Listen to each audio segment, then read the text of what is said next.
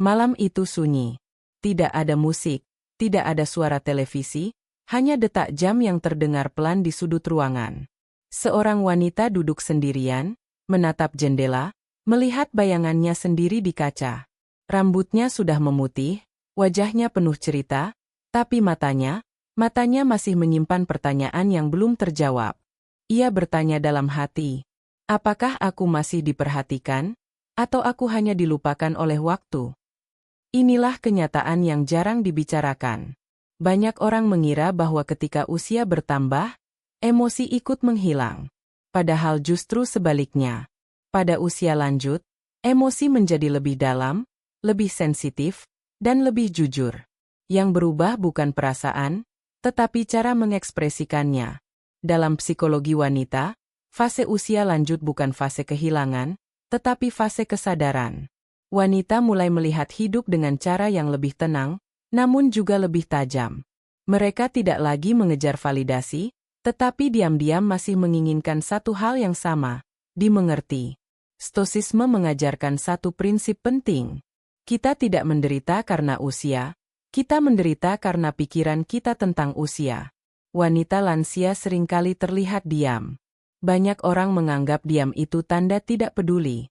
Padahal, diam itu seringkali adalah bentuk pengamatan. Ia melihat, ia merasakan, ia menimbang, tanpa banyak kata. Dalam diam itu, ada ingatan, ada penyesalan, ada kebijaksanaan, dan ada rasa takut yang tidak pernah diucapkan.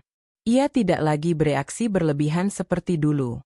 Bukan karena hatinya mati, tetapi karena ia sudah terlalu sering terluka.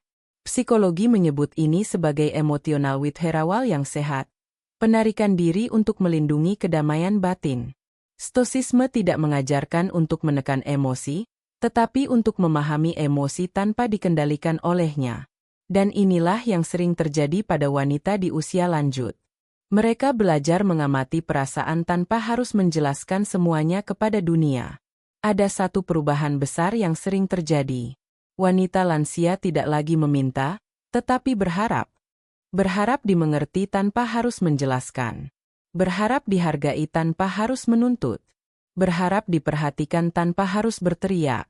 Ketika perhatian itu tidak datang, mereka memilih diam. Bukan karena lemah, tetapi karena lelah. Ini adalah titik di mana banyak orang salah paham. Mereka mengira wanita itu tidak peduli, padahal ia hanya tidak ingin lagi terluka oleh harapan yang kosong.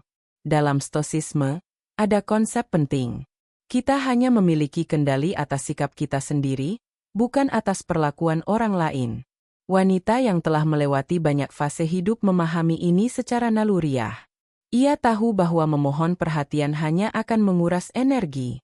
Maka ia memilih ketenangan.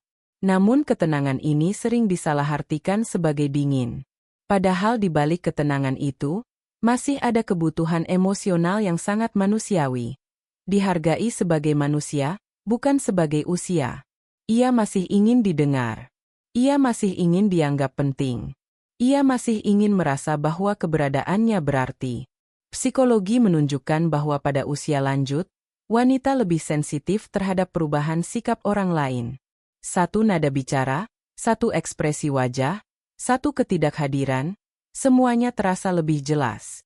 Bukan karena mereka rapuh, tetapi karena pengalaman membuat mereka lebih peka. Stoisisme kembali mengingatkan. Ketenangan bukan berarti tidak merasa, ketenangan berarti tidak dikendalikan.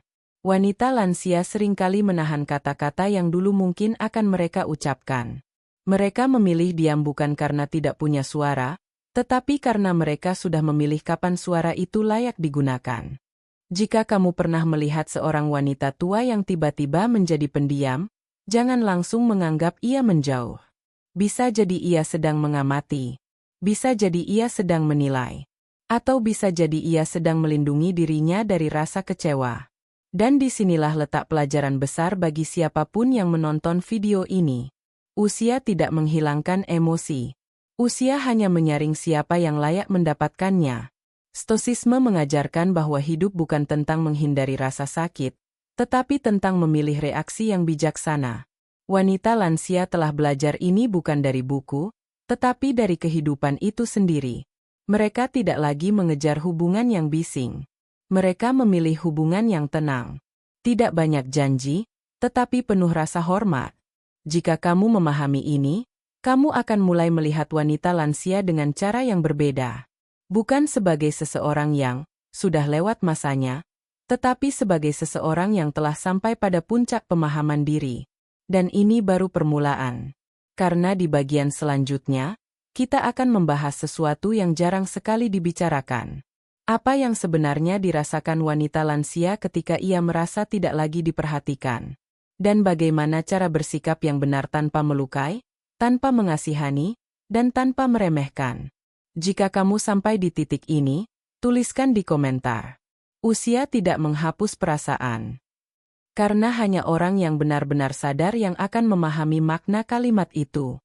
Pada suatu titik dalam hidup, seorang wanita berhenti menjelaskan perasaannya. Bukan karena ia tidak punya kata-kata, tetapi karena terlalu sering kata-katanya tidak pernah benar-benar didengar. Di usia lanjut, kesunyian bukan lagi musuh, melainkan pelindung. Ia belajar bahwa tidak semua orang pantas mengetahui isi hatinya.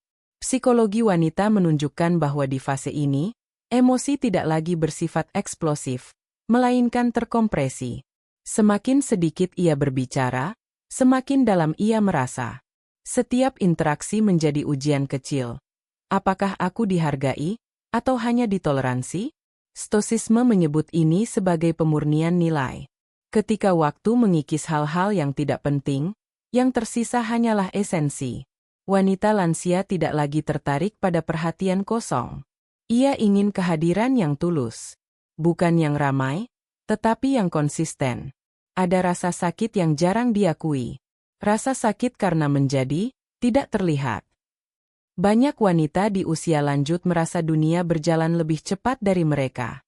Percakapan menjadi singkat. Tatapan menjadi cepat berlalu. Dan dalam momen-momen kecil itu, muncul pertanyaan yang tidak pernah diucapkan. Apakah aku masih berarti? Stoisisme tidak menyangkal rasa sakit itu. Ia mengajarkan satu hal yang keras namun membebaskan. Kamu tidak bisa mengontrol bagaimana orang lain memperlakukanmu, tetapi kamu bisa mengontrol bagaimana kamu memaknai perlakuan itu. Namun memahami ini tidak membuat rasa itu langsung hilang. Wanita lansia sering berada di antara dua dunia. Di satu sisi, ia telah menerima dirinya. Di sisi lain, ia masih manusia yang membutuhkan koneksi. Dan konflik batin inilah yang sering tidak dipahami oleh orang-orang di sekitarnya. Ia mungkin tersenyum ketika ditanya apakah ia baik-baik saja. Senyum itu bukan kebohongan, melainkan bentuk penghematan energi. Menjelaskan rasa lelah pada dunia yang sibuk terasa sia-sia. Maka ia memilih jalan stoik, tenang di luar, kompleks di dalam. Psikologi menyebutnya sebagai emotional economy. Di usia ini, wanita menjadi sangat selektif. Ia tidak lagi menginvestasikan emosi pada hubungan yang tidak memberikan rasa aman. Bukan karena dendam, tetapi karena kesadaran. Perhatikan satu hal penting. Ketika seorang wanita lansia mulai menjaga jarak, itu bukan tanda ia menolak dunia. Itu tanda ia sedang melindungi kedamaian yang susah payah ia bangun. Kedamaian yang lahir dari kegagalan, kehilangan, dan penerimaan. Stoisisme mengatakan bahwa kedamaian sejati muncul ketika kita berhenti berharap dunia menyesuaikan diri dengan kita. Wanita lansia seringkali sudah sampai pada titik ini. Ia tidak lagi menuntut, tetapi juga tidak mau dikorbankan. Namun di balik keteguhan itu, ada momen-momen rapuh. Malam-malam panjang ketika ingatan datang tanpa diundang. Nama-nama lama. Wajah-wajah yang pernah berarti. Kesalahan yang sudah dimaafkan, tetapi belum sepenuhnya dilupakan. Inilah paradoks emosional usia lanjut. Semakin bijak seseorang, semakin ia sadar betapa banyak hal yang tidak bisa diubah. Dan kesadaran ini membawa ketenangan sekaligus kesedihan yang sunyi. Stoisisme tidak meminta kita menghindari ingatan itu. Ia mengajarkan untuk melihatnya sebagai bagian dari takdir, bukan sebagai hukuman. Wanita yang kuat bukan yang tidak menangis, tetapi yang tidak membiarkan air mata mengendalikan hidupnya. Jika kamu benar-benar ingin memahami wanita lansia, Perhatikan bukan apa yang ia katakan, tetapi apa yang ia hentikan untuk katakan. Ada batas yang ia tarik dengan halus.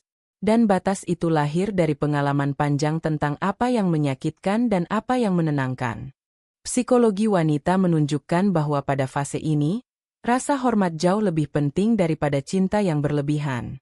Nada bicara, kesabaran, dan kehadiran sederhana seringkali lebih bermakna daripada kata-kata manis. Stoisisme mengajarkan nilai yang sama. Kebajikan lebih berharga daripada emosi yang tidak stabil. Wanita lansia menghargai ketenangan karena ia tahu betapa mahalnya harga dari kekacauan batin. Ada satu kesalahan besar yang sering dilakukan orang muda. Mereka berbicara kepada wanita lansia seolah-olah ia tidak lagi mampu memahami. Padahal justru sebaliknya. Ia mungkin tidak cepat merespons, tetapi ia menangkap makna lebih dalam. Diamnya bukan kebingungan. Diamnya adalah analisis. Dan ketika ia akhirnya memilih untuk berbicara, itu bukan kebetulan. Itu berarti kamu telah mendapatkan kepercayaannya. Sesuatu yang tidak ia berikan sembarangan. Stoisisme mengingatkan bahwa kepercayaan adalah aset paling langka. Wanita yang telah hidup lama memahami ini lebih baik dari siapapun. Ia tidak lagi menyebarkan dirinya ke banyak orang. Ia menyimpan dirinya untuk sedikit yang layak. Jika kamu pernah merasa seorang wanita lansia menjauh darimu, tanyakan pada dirimu sendiri satu hal. Apakah kehadiranku membawa ketenangan, atau justru kebisingan? Karena pada tahap ini, wanita tidak mencari stimulasi. Ia mencari kestabilan. Bukan yang membuat jantung berdebar, tetapi yang membuat napas terasa ringan. Psikologi menyebut ini sebagai shift dari excitement ke security. Dan stoisisme sepenuhnya sejalan dengan pergeseran ini. Hidup yang baik bukan hidup yang penuh sensasi, tetapi hidup yang selaras dengan nilai. Wanita lansia yang terlihat tenang sebenarnya sedang mempraktikkan kebijaksanaan tertinggi. Menerima hidup apa adanya tanpa kehilangan martabat diri. Dan jika kamu masih berpikir bahwa video ini hanya untuk mereka yang sudah tua, kamu keliru. Ini adalah pelajaran untuk semua usia. Karena cepat atau lambat, setiap orang akan sampai pada titik di mana ketenangan lebih berharga daripada pembuktian. Jika kamu sampai di sini, berhentilah sejenak dan renungkan satu pertanyaan ini, lalu tuliskan di komentar jika kamu berani.